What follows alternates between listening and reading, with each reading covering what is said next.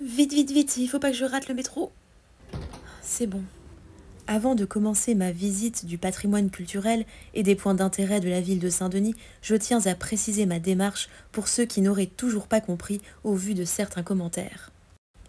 Tout comme le ferait un guide touristique, je m'attache à montrer ce que l'on peut visiter dans une ville où il est agréable de se promener.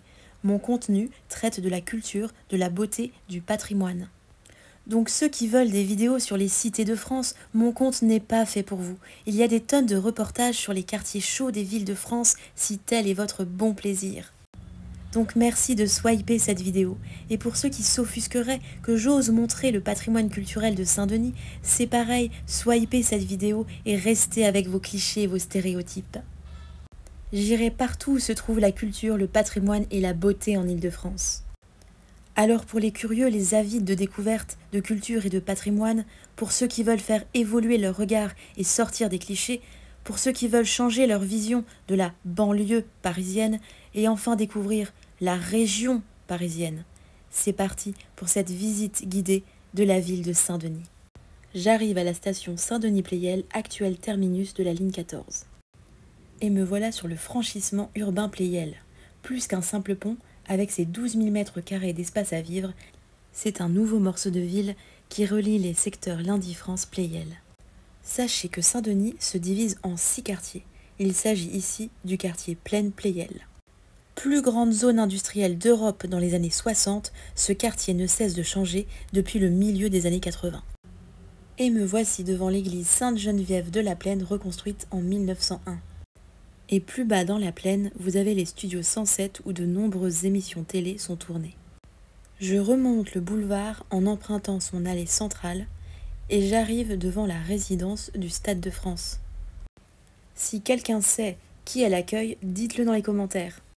Le décor industriel et ferroviaire de la plaine est vraiment intéressant. Et regardez cette maison au milieu de ces immeubles modernes. Je m'approche à présent de l'Académie Fratellini, école de cirque inaugurée en 2003. Me revoilà sur le pont Pleyel. Avec une longueur de 300 mètres, l'ouvrage permet d'enjamber les 48 voies ferroviaires. C'est l'un des faisceaux ferroviaires les plus circulés au monde après ceux de Chicago et de Tokyo. Et quand je vous disais que c'est un lieu de vie, regardez un peu. D'accord? Séance de crossfit tous les dimanches 11h, 11h, 13h. Ok? Et c'est gratuit, c'est du bénévolat. Bon, maintenant les habitants du quartier Pleyel, vous savez où faire une bonne séance de crossfit le dimanche matin. Et restons sur la thématique du sport avec le village des athlètes. Et juste à côté, la Cité du cinéma, fondée par Luc Besson et inaugurée en 2012. Après une bonne marche pour remonter vers le quartier Grand Centre-Ville Confluence, me voici devant la maison Coignet, première maison en béton armé. Et plus bas, la maison de logement des ouvriers de l'usine Coignet, construite en 1870 et réhabilitée en 2016. J'arrive à proximité de l'île Saint-Denis et regardez un peu ce panorama. Et celui-ci avec les couleurs d'automne. C'est magnifique. Sachez que Saint-Denis, avec ses 113 942 habitants, est la commune la plus peuplée de la Seine-Saint-Denis. Et voyez l'imposant édifice de l'église Saint-Denis de l'Estrée, dite église neuve, érigée en 1867. Sa façade orientée vers l'est se dresse dans l'axe de la basilique. Et me voici dans cette grande rue piétonne et commerçante, avant de me perdre dans les petites rues qui l'entourent. Voyez le charme de cette rue avec cette école à l'architecture parisienne et cette ruelle verdoyante et colorée. C'est magnifique. Je poursuis mes découvertes dans les petites rues alentours et voyez cette maison et cette rue avec ses arches verdoyants. J'adore. Je crois que ça va être une de mes rues préférées de Saint-Denis. Cette ville ne manque vraiment pas de surprises. Je suis étonnée de voir à quel point, d'un quartier à l'autre, on peut changer autant d'ambiance et de style. Et voyez ce magnifique dégradé d'immeubles, j'adore. Je poursuis, direction rue de la Boulangerie, mais regardez cette magnifique petite cour. Bref, je m'égare. Dans cette rue se trouve la Maison des Masques, qui date des années 1730. Regardez. Son nom vient des 4 visages sculptés représentant les saisons. Et à quelques pas de là, juste après cette rue, on arrive devant la maison d'éducation de la Légion d'honneur. Maison qui assure l'enseignement des filles, des petites filles et arrière-petites-filles de personnes décorées de la Légion d'honneur ou de l'Ordre du Mérite qui le souhaitent évidemment. Sachez également qu'avec ses 1 668 000 habitants, la Seine-Saint-Denis est le département le plus peuplé de la région parisienne. Et voyez cette rue et tous ces différents bleus, c'est magnifique. Et j'arrive devant le musée d'art et d'histoire Paul Éluard de Saint-Denis. Voyez la beauté de cette cour. Je me dirige maintenant vers la place centrale de Saint-Denis avec l'hôtel de ville et sa célèbre basilique cathédrale de Saint-Denis.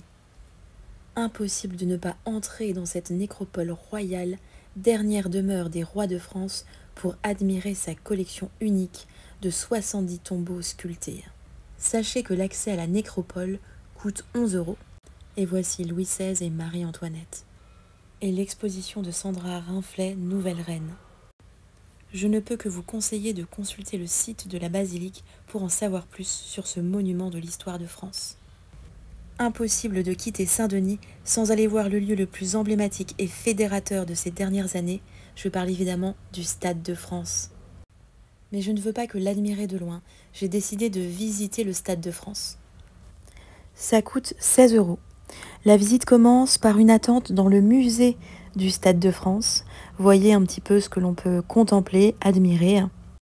Sachez que le Stade de France est le plus grand stade français.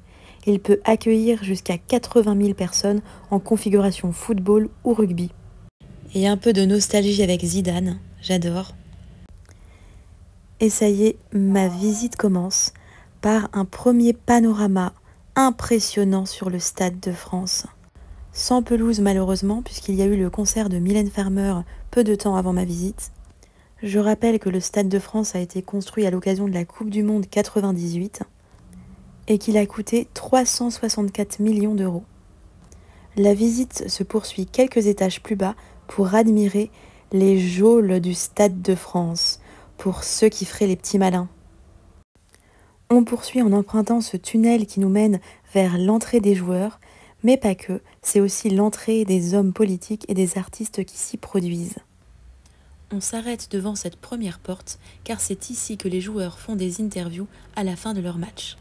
En effet, la FIFA impose aux sportifs de passer dans cette salle pour laisser aux journalistes l'opportunité de poser leurs questions. Ils doivent passer, mais ils ne sont en rien obligés de répondre aux questions.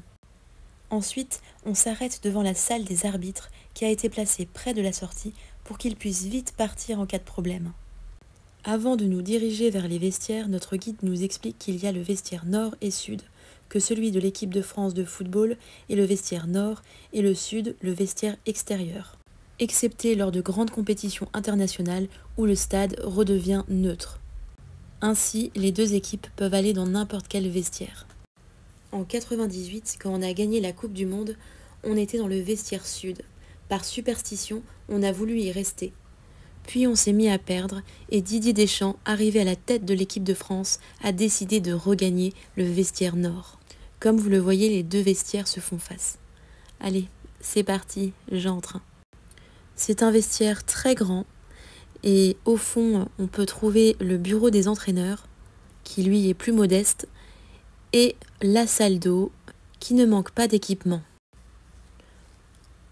On entre à présent dans la salle d'entraînement nord. Derrière le mur, il y a la même salle pour le vestiaire sud. C'est totalement insonorisé pour respecter la confidentialité des stratégies d'équipe. Le filet au plafond est là à cause des rugbyman. Ils adorent tirer leur ballon vers le plafond, ce qui l'endommage. Ensuite, la guide propose à ceux qui le souhaitent de tirer au but comme le font les joueurs de l'équipe de France dans cette salle. Et il y a des volontaires, évidemment, regardez. C'est vraiment une très bonne sortie à faire avec ses enfants. Pouvoir découvrir en vrai les coulisses du Stade de France, pour 16 €, je trouve que l'expérience est riche. Et la simulation ne s'arrête pas là. La guide nous demande de former 2 colonnes pour vivre l'expérience de l'entrée des joueurs dans le stade. Les capitaines d'équipe se serrent la main Et c'est parti pour traverser le long couloir qui mène vers le stade. Quand on traverse ce tunnel, on a vraiment l'impression de passer de l'ombre à la lumière. Et regardez ce que voient les joueurs quand ils entrent dans le stade. C'est vraiment impressionnant. Bon, ma visite touche à sa fin.